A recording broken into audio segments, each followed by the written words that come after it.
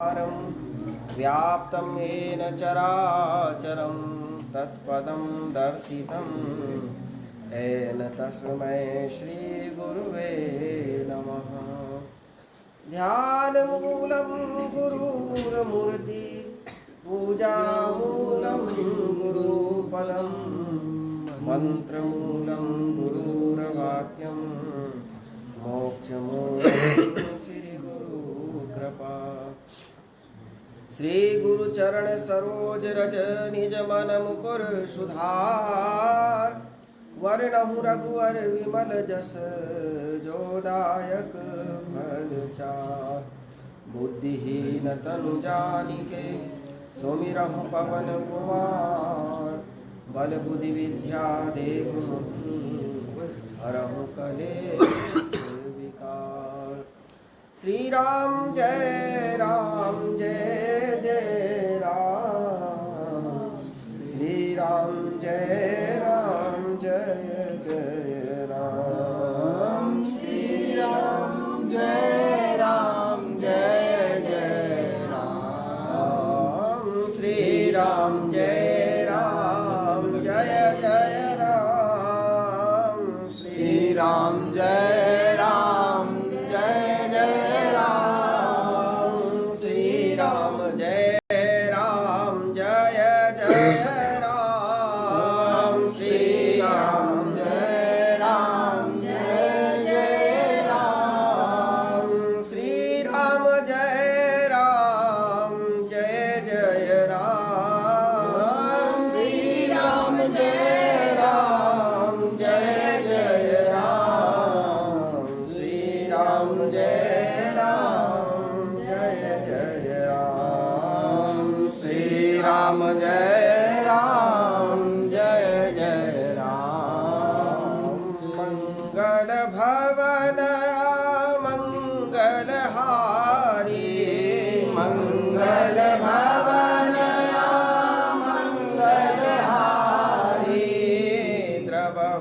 दशरथ अजिर बिहारी द्रवहु सुदशरथ अजिर बिहारी। महावीर बिना बहु हनुमाना, महावीर बिना बहु हनुमाना। राम जासु जस आप बखाना, राम जासु जस आप बखाना। श्री राम जय जय राम, श्री राम जय जय राम, श्री राम जय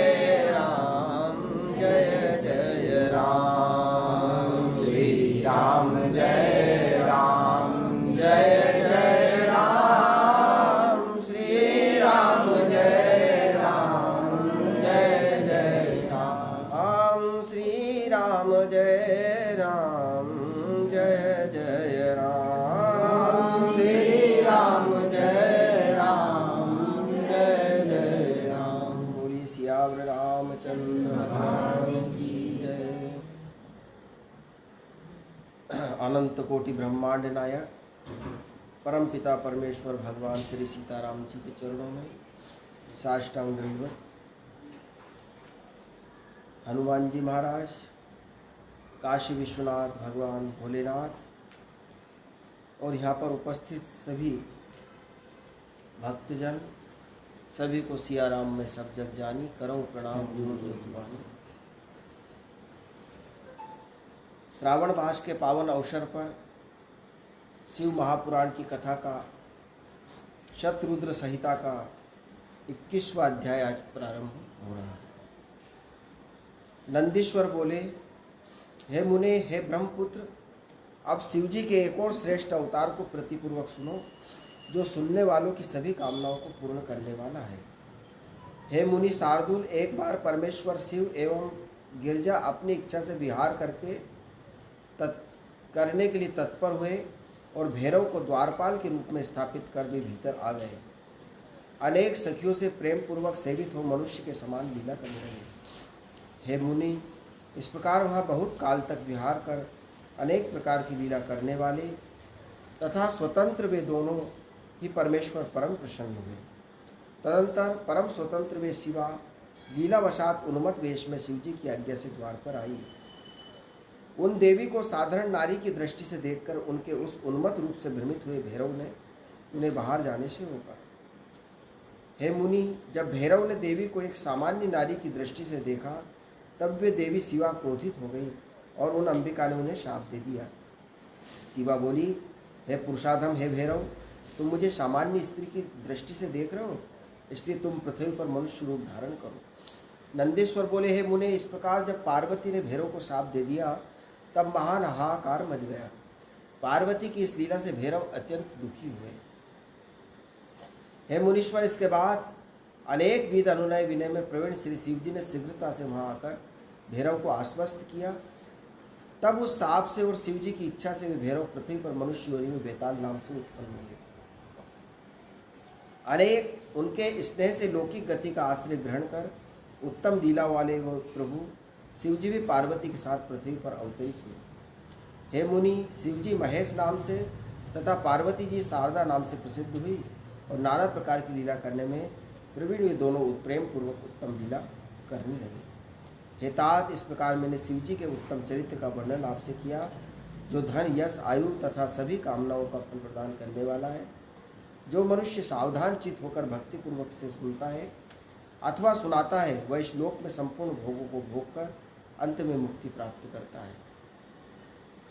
बोलिए काशी विश्वनाथ भगवान की जय। नंदीश्वर बोले, हे ब्रह्मश्रुत, हे प्राज्ञ, हे मुनीश्वर, अब आप भगवान विष्णु के अहंकार को नष्ट करने वाले तथा श्रेष्ठ लीला से परिपूर्ण शिव जी के वृषेश्वर नामक उत्तम अवतार को सुने। पूर्व समय में जरा एवं मृत्यु से भयभीत हुए देवताओं एवं असुरों ने आपस में संधि कर समुद्र से रत्न ग्रहण करने का विचार किया।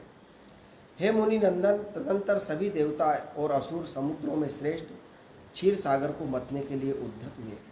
हे ब्राह्मण, मधुर मुस्कान वाले सभी देवता तथा असुर अपनी कार्य सिद्धि के लिए विचार करने लगे कि किस उपाय से उस क्षीर सागर का मंथन किया जाए।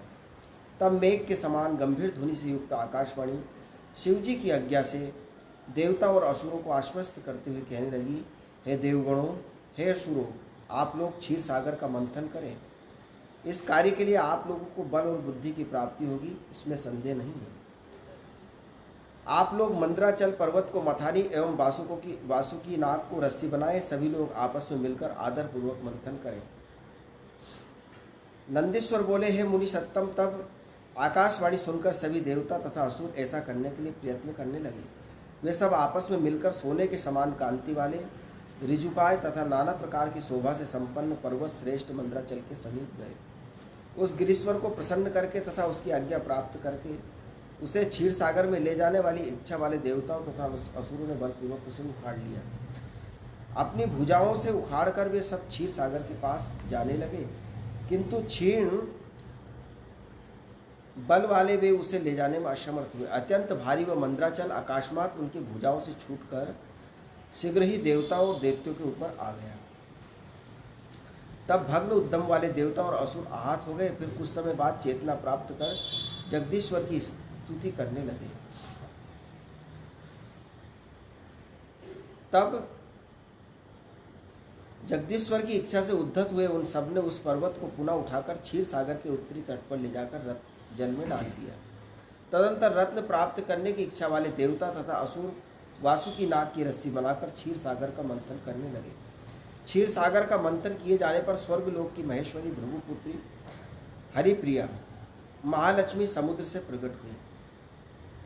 इसके बाद धन्वंतरी, चंद्रमा, पारिजात कल्पवृक्ष, उच्च श्रुवा घोड़ा, ऐरावत हाथी, सुरा, विष्णु का श्रांग धनुष, शंख, कामधेनु, गोवृंद, कौस्तुभमणि तथा अमृत उत्पन्न हुए।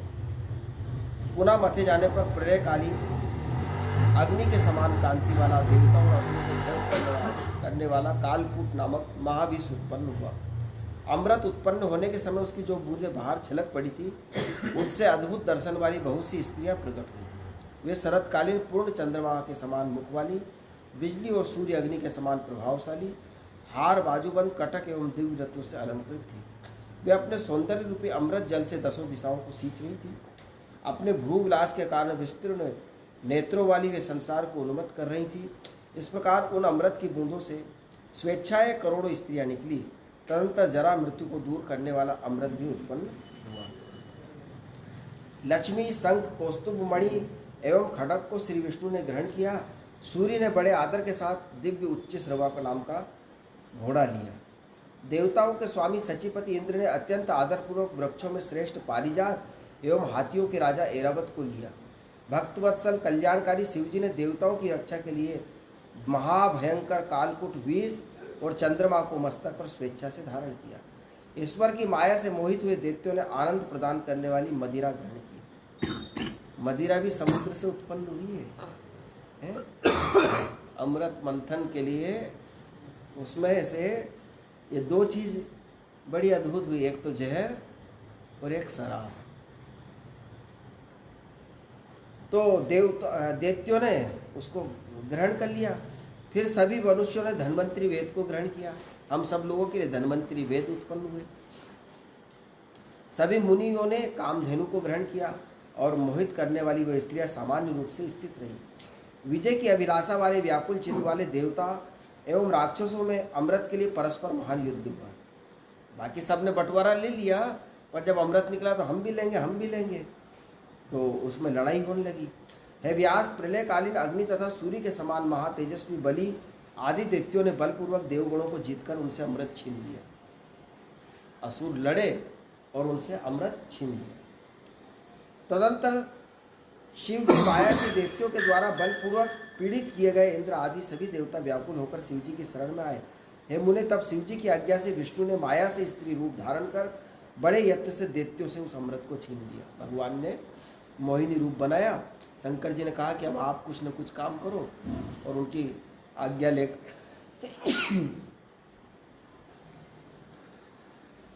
तत्पश्चात मायावी में श्रेष्ठ मोहिनी स्त्री रूपधारी विष्णु ने समस्त दैत्यों को मोहित कर वह अमृत देवगणों को पिला दिया। तब उस मोहिनी रूप वाली स्त्री के पास जाकर उन श्रेष्ठ दैत्यों ने कहा, इस सुधा को हम सभी दैत्यों को भी पिलाओ, जिससे किसी प्रकार का पंक्ति भेद न हो।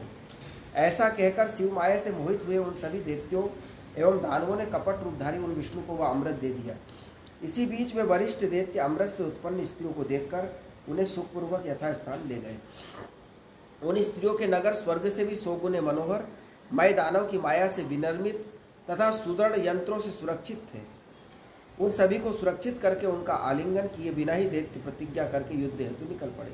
यदि देवगण हमें जीत लेंगे तो हम इन स्त्रियों का स्पर्श भी नहीं करेंगे। ऐसा कहकर युद्ध की इच्छा वाले वे समस्त महावीर दैत्य आकाश को पूरी सा करते हुए, मेघों को तृप्त सा करते हुए पृथक पृथक सिंहनाद करने लगे और शंख बजाने लगे। देवगणों का असुरों के साथ तीनों लोकों में प्रसिद्ध देवासुर नामक भयानक संग्राम हुआ। उस संग्राम में विष्णु के द्वारा सब प्रकार से रक्षित सभी देवताओं की विजय हुई। बहुत से दैत्य और देवताओं और विष्णु के द्वारा मार डाले गए। शेष दैत्य भाग गए। कुछ दैत्यों को देवताओं और महात्मा विष्णु ने मोहित कर दिया, जो मरने से बचे हुए पाताल एवं पृथ्वी के विवरों में प्रवेश कर गए। महाबली विष्णु ने भी हाथ में चक्र लेकर अत्युत्तम पाताल में जाकर भयभीत होकर स्थित हुए उन दैत्यों का पीछा किया। इसी बीच विष्णु ने वहां पर अमृत से उत्पन्न हुई पूर्ण चंद्रमा के समान मुख वाली और दिव्य सौंदर्यों से गर्भित स्त्रियों को देखा, और वे मोहित होकर वहीं पर उन श्रेष्ठ स्त्रियों के साथ विहार करने लगे तथा उन्होंने वहां शांति प्राप्त की। विष्णु ने उन स्त्रियों से श्रेष्ठ पराक्रम वाले तथा युद्ध करने में निपुण अनेक पुत्र उत्पन्न किए, जिनके बल से सारी पृथ्वी कांप उठती। तत्पश्चात महाबलवान एवं पराक्रमी विष्णुपुत्र संपूर्ण पृथ्वी को कंपित करते हुए स्वर्गलोक तथा भूलोक में दुखद महान उपद्रव करने लगे। सारे संसार में उनका उपद्रव देखकर मुनियों और देवताओं ने ब्रह्मा को प्रणाम कर उनसे निवेदन किया। यह सुनकर ब्रह्मा जी उन्हें साथ लेकर कैलाश पर्वत पर गए। वहाँ प्रभु शिव को देखकर विनम्र भाव से अंजलि बांधे हुए उन्हें बारंबार प्रणाम किया और हे देव, हे महादेव, हे सर्वस्वामी, आपकी जय हो, ऐसा कहते हुए अनेक स्तुतियों के द्वारा उनकी स्तुति की। ब्रह्मा बोले, हे देवदेव, हे महादेव, हे प्रभु, पाताल में स्थित विकार युक्त तथा उपद्रवी विष्णुपुत्र से संत्रस्त संपूर्ण लोकों की रक्षा करें। हे विभो, विकार से ग्रस्त होकर विष्णु जी अमृत से उत्पन्न स्त्रियों में आसक्त चित होकर इस समय पाताल में स्थित है और उनके साथ स्थित है। इस प्रकार लोक संरक्षण के लिए पाताल से विष्णु को लाने के निमित्त ऋषियों सहित देवता और ब्रह्मा ने शिव जी की बहुत स्तुति की। तदंतर कृपा सिंधु भगवान महेश्वर शिव ने उस उपद्रव का वृतांत जानकर वृषभ का रूप धारण कर लिया। बोलिए काशी विश्वनाथ भगवान की जय। नंदीश्वर बोले, तब वृषभ का रूप धारण कर गर्जन और भीषण ध्वनि करते हुए पिनाकधारी शिवजी ने उस पाताल के विवर में प्रवेश किया और उसके निनाद से पूर्ण नगर सभी गिरने लगे एवं सभी नगरवासियों को कपकपी होने लगी। उसके बाद वृषभ रूप धारण करने वाले शिवजी महेश्वर की माया से मोहित महान बल तथा पराक्रम वाले और संग्राम के लिए धनुष उठाए हुए विष्णु पुत्रों के सम्मुख पहुंचे। हे मुनि सत्तम, तब वे वीर पुत्र विष्णु पुत्र कुपित हो उठे और जोर जोर से गर्जन करने लगे। शिवजी के सामने दौड़े। वृषभधारी खुरों तथा श्रृंगों से उन्हें विदीर्ण करने लगे। शिवजी के द्वारा छत विछित किए जाने वाले शरीर से वे सभी मूल विष्णुपुत्र शीघ्र ही प्राण रहित होकर नष्ट होने लगे। उन पुत्रों के मारे जाने पर बलवानों में श्रेष्ठ विष्णु पाताल विवर से शीघ्र बाहर निकलकर जोर से गर्जना करके शिवजी के निकट जा पहुंचे। पुत्रों को मारकर जाते हुए वृषभ रूपधारी शिवजी को देखकर विष्णु ने बाण एवं दिव्य अस्त्रों से उन पर प्रहार किया। तब महाबलवान कैलाश निवासी वृषभ रूपधारी शिव ने क्रुद्ध होकर विष्णु के उन अस्त्रों को निकल लिया। हे मुनि, उसके बाद वृषभ रूपधारी उन महेश्वर ने अत्यंत क्रोध कर तीनों लोगों को कपाते हुए महाघोर गर्जना की।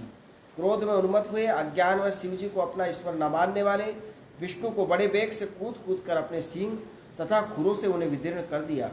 तब माया से विमोहित हुए विष्णु शिवजी के प्रहार को सहने में असमर्थ होकर शीघ्र ही शीतल मन वाले तथा व्यथित शरीर वाले हो गए। विष्णु का सारा गर्भ चूर हो गया। वे चेतना शून्य होकर मूर्छित से हो गए। तब उन्होंने वृषभ रूपधारी शिवजी को जाना।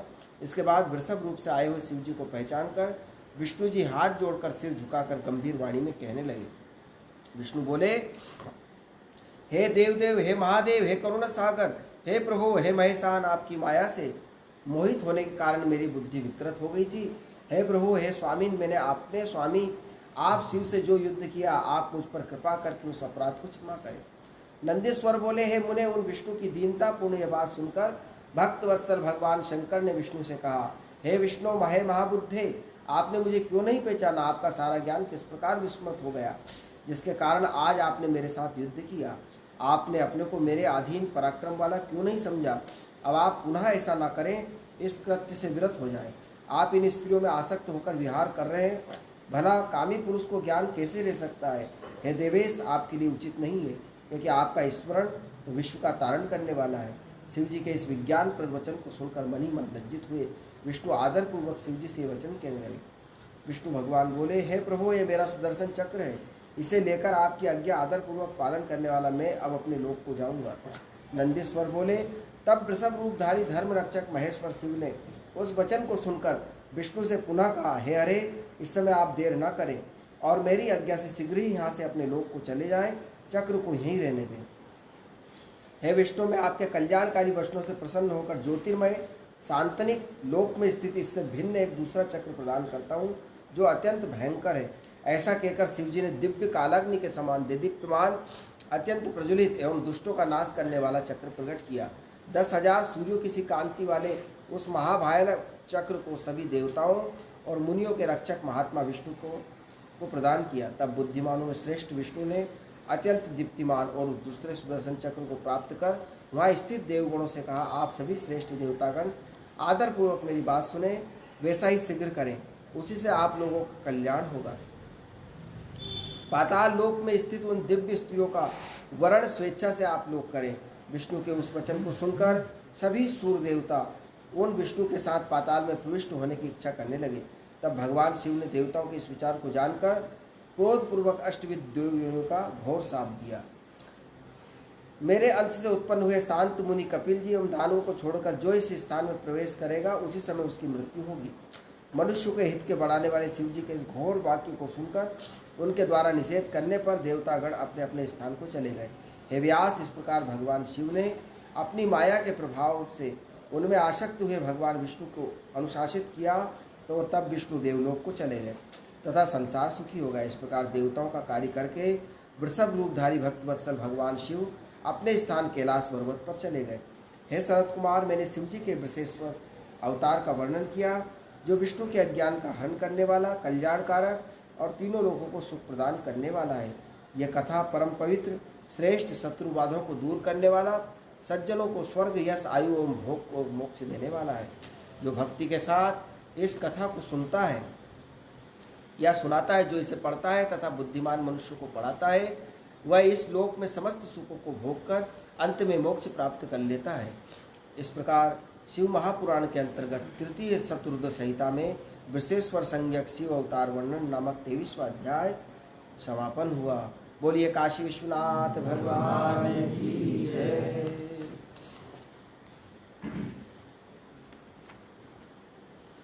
24वां अध्याय प्रारंभ। नंदीश्वर बोले, हे प्राज्ञ, अब आप महेश्वर के पिपलाद नामक भक्तिवर्धक अन्य अवतार को अत्यंत प्रसन्नता से सुने।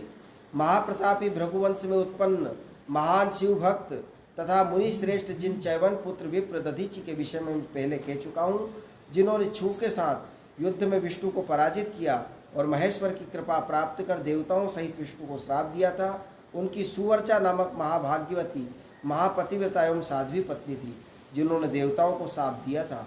उन मुनि से उन्हीं सुवर्चा के गर्भ से अनेक लीलाएं करने में प्रवीण तेजस्वी महादेव पिपलाद इस नाम से उत्पन्न हुए। सूत जी बोले, नंदीश्वर के इस अद्भुत वचन सुनकर हाथ जोड़कर तथा सिर झुकाकर मुनि श्रेष्ठ सनत कुमार कहने लगे। सनत कुमार बोले, हे महाप्राज्ञ, हे नंदीश्वर, हे तात, आप साक्षात शिवरूप हैं।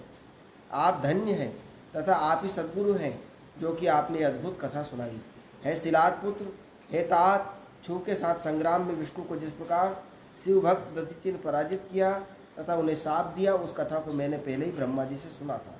अब मैं पहले सुवर्चा के द्वारा देवताओं को दिए गए शाप के वृतांत को तथा बाद में कल्याण के निवासभूत पिपलाद के चरित्र को सुनाता हूँ। सूत जी बोले, तत्पश्चात ब्रह्मपुत्र सनत कुमार का यह शुभ वचन सुनकर शिव जी के चरण कमल का ध्यान कर शिलाद पुत्र प्रसन्नचित होकर कहने लगे। नंदीश्वर बोले, हे मुनीश्वर, किसी समय इंद्रादि सभी देवताओं को वृत्रासुर की सहायता से दैत्यों ने पराजित कर दिया। तब उन सभी देवताओं ने सहसा दधीचि मुनि के आश्रम में अपने श्रेष्ठ अस्त्रों को फेंक दिया और तत्काल पराजय स्वीकार कर ली। इसके बाद शीघ्र ही इंद्र आदि सभी देवता, पीड़ित देवता, ऋषिगण ब्रह्मलोक गए तथा अपना वो दुख निवेदित किया। देवताओं के वचन को सुनकर लोक पितामह ब्रह्मा ने उनसे त्वष्टा का सारा मंतव्य यथार्थ रूप से कह दिया। ब्रह्मा जी बोले, हे देवताओं, त्वष्टा ने अपनी तपस्या के प्रभाव से आप लोगों का वध करने के लिए इसे उत्पन्न किया है। संपूर्ण दैत्यों का स्वामी, व्रत महान तेजस्वी है, अतः आप लोग वैसा प्रयत्न करें जिस प्रकार इसका वध हो सके। हे प्राज्ञ, मैं धर्म की रक्षा के लिए उपाय आपको बता रहा हूँ, आप उसे सुने। जो जितेंद्रिय तथा तपस्वी दधीचि नामक महामुनि है, उन्होंने पूर्व काल में शिव जी की आराधना कर वज्र के समान हड्डियों वाला होने का वरदान पाया था। आप लोग उनके पास जाकर हड्डियों के लिए याचना करें, वे अवश्य दे देंगे, इसमें संशय नहीं है। इसके बाद उन अस्थियों से दंड वज्र का निर्माण कर निसंदेह वृत्रासुर का वध करें। नंदीश्वर बोले, ब्रह्मा का ये वचन सुनकर देवगुरु बृहस्पति और देवताओं को साथ लेकर इंद्र शीघ्र ही दधीचि ऋषि के उत्तम आश्रम पर आए। वहाँ सुवर्चा सहित मुनि को बैठे देखकर गुरु एवं देवता सहित इंद्र ने हाथ जोड़कर विनम्र हो आदरपूर्वक उनको प्रणाम किया। तब बुद्धिमानों में श्रेष्ठ उन मुनि ने उनका अभिप्राय जानकर पत्नी सुवर्चा को आश्रम के भीतर भेज दिया। तत्पश्चात देवताओं सहित देवराज इंद्र ने, जो स्वार्थ साधन में बड़े दक्ष है, अपने प्रयोजन में तत्पर हो, मुनीश्वर से ये वाक्य कहा, हे मुने, हम देवताओं ऋषियों लोग को ये त्वष्टा बड़ा ही दुख दे रहा है, इसलिए हम लोग महाशिव भक्त शरणागत वत्सल और महादानी आपकी शरण में आए हैं। हे विप्र, आप अपनी वज्रमय अस्थियां हमें प्रदान करें, क्योंकि हम लोग आपकी हड्डियों से वज्र निर्माण कर देवद्रोही वृत्रासुर का वध करना चाहते हैं। इंद्र के द्वारा इस प्रकार कहे जाने पर परोपकार परायण उन मुनि ने अपने स्वामी शिव का ध्यान करके अपना शरीर छोड़ दिया। वे मुनि कर्मबंधन से छुटकारा पाकर शीघ्र ही ब्रह्मलोक में चले गए। उस समय वहाँ फूलों की वर्षा होने लगी। सभी लोग आश्चर्यचकित हो गए। तदंतर इंद्र ने शीघ्र ही सुरभि गो को बुलाकर उसके द्वारा उन्हें चटवाया और उनकी अस्थियों से अस्त्र निर्माण करने के निमित्त विश्वकर्मा को आज्ञा प्रदान करी। दधीचि से हड्डी मांगी। अब हड्डी किसी की मांगोगे तो आदमी मरेगा कि नहीं बचेगा है? पर उन्होंने सहर्षा दे दी कि ले लो मेरी हड्डी, और अपने प्राणों का उत्सर्ग कर दिया। और उनको फिर गाय, उनके ऊपर नमक लगाया गया और नमक लगा कर फिर गाय से चटवाया गया, क्योंकि गाय जो है बहुत उत्तम मानी जाती है। और उससे चटवाने के बाद उनका पूरा चमड़ा निकलवा दिया गया, और चमड़ा जब निकल गया तो हड्डियों का ढांचा रह गया। तो उससे फिर विश्वकर्मा को बुलाकर अस्त्र बनवाए, शस्त्र बनवाए। उनमें इंद्र का वज्र बना और बहुत सारे अस्त्र बने। उन्होंने विश्वकर्मा ने शिव जी के तेज से अत्यंत दृढ़ वज्र बनाया और उन अस्थियों से संपूर्ण अस्त्रों का निर्माण किया। उन्होंने उनकी रीढ़ की हड्डियों से वज्र, रीढ़ की हड्डी सबसे मजबूत, उससे वज्र, ब्रह्मशिर नामक प्राण का निर्माण किया। अन्य अस्त्रों से अपने और दूसरों के लिए अनेक अस्त्रों का निर्माण किया। हे मुने, तदंतर शिव जी के तेज से वृद्धि को प्राप्त इंद्र उस वज्र को उठाकर बड़े वेग से वृत्रासुर को क्रोध करके इस प्रकार दौड़े मानो रुद्र यम की ओर दौड़ रहे हों। इसके बाद उन इंद्र ने भलीभांति सन्नद्ध होकर शीघ्रता से उस वज्र के द्वारा उत्साहपूर्वक पर्वत शिखर के समान वृत्रासुर का सिर काट दिया। हे तात, उस समय देवताओं को महान प्रसन्नता हुई। देवता लोग इंद्र की स्तुति करने लगे और उनके ऊपर फूलों की वर्षा होने लगी। हे तात, मैंने प्रसंगवश आपसे इस चरित्र का वर्णन किया। अब आप मुझसे शिव जी के पिपलाद अवतार को आदरपूर्वक सुने। महात्मा मुनि दधीचि की पतिव्रता पत्नी सुवर्चा पति की आज्ञा से अपने आश्रम के भीतर चली गई।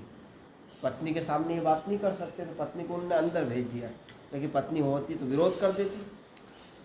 भाई कौन पत्नी चाहेगी कि मेरा पति का भाई हड्डी मांगे, ये मरे। महात्मा मुनि दधीचि की पतिव्रता पत्नी अंदर चली गई और पति की आज्ञा से जाकर संपूर्ण घर का काम करने लगी।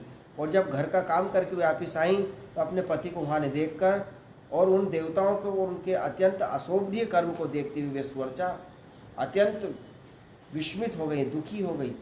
और उस संपूर्ण कृत्य को जानकर उस साध्वी ने उस समय महान क्रोध किया। अरे ऐसा तुम्हें करना चाहिए क्या भाई? अपने भले के लिए किसी और को मिटा रहे हो तुमने ये अच्छा नहीं किया। अत्यधिक क्रोधित होकर उन्होंने श्राप दिया। उस समय बोली, हे देवगणों, लोग अत्यंत दुष्ट, अपना कार्य साधने में दक्ष, अज्ञानी और लोभी हो, इसलिए इंद्र सहित सभी देवता आज से पशु हो जाए, ऐसा उन्होंने कहा। इस प्रकार उन तपस्वी मुनि पत्नी सुवर्चा ने इंद्र सहित उन सभी देवताओं को श्राप दे दिया। देवताओं को श्राप दिया, जाओ पशु हो जाओ। उसके बाद उन मनस्विनी पतिव्रता ने अपने पति के लोक में जाने की इच्छा की और अत्यंत पवित्र काष्ठों की चिता बनाई।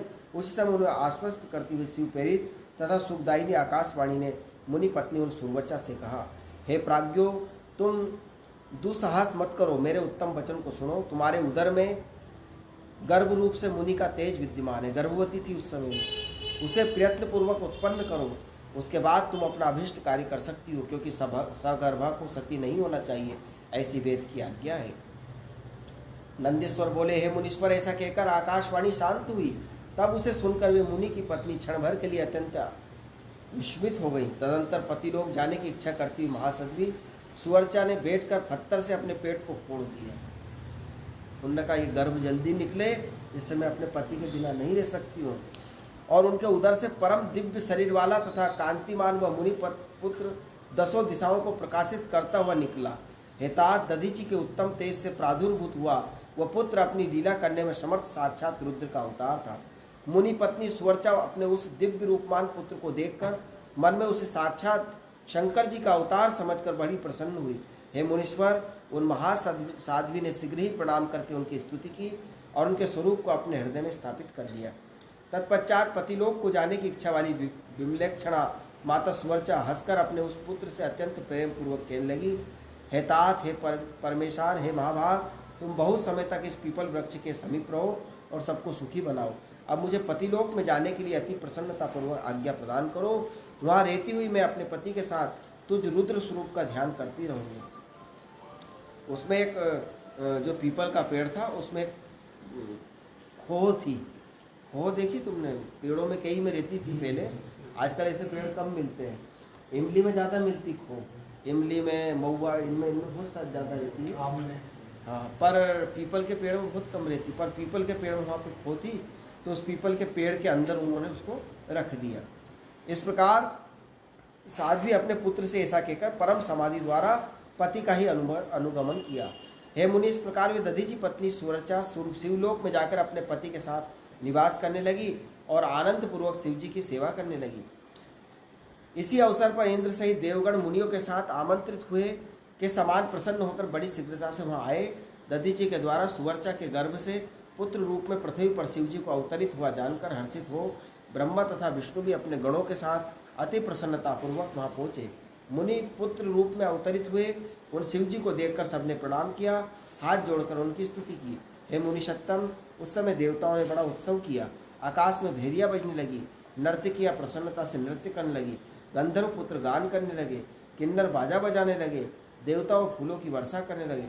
विष्णु आदि सभी देवता ने पीपल वृक्ष के द्वारा संरक्षित दधीचि के उस शोभा संपन्न पुत्र का विधिवत जात कर्मादि संस्कार करके पुनः उनकी स्तुति की। ब्रह्मदेव ने प्रसन्नचित होकर उसका नाम पिपलाद रखा और देवताओं के साथ विष्णु ने हे देवेश प्रसन्न होइए ऐसा कहा। इस प्रकार ऐसा कहकर उनसे आज्ञा लेकर ब्रह्मा विष्णु और समस्त देवगण महोत्सव मनाकर अपने स्थान को चले गए। उसके बाद रुद्र अवतार महाप्रभु पिपलाद पीपल वृक्ष के नीचे संसार रहित की इच्छा से बहुत काल तक तप किया। इस प्रकार लोकचर्या का अनुसरण करने वाले उन पिपलाद को भली भांति तपस्या करते हुए बहुत सा समय व्यतीत हो गया।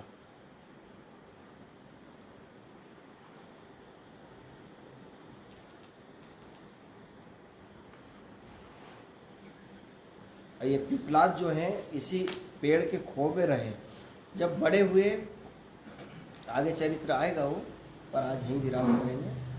तो जब खो में रहे वो उसमें, और जब बड़े हुए तो वहीं पर तपस्या करने लगे।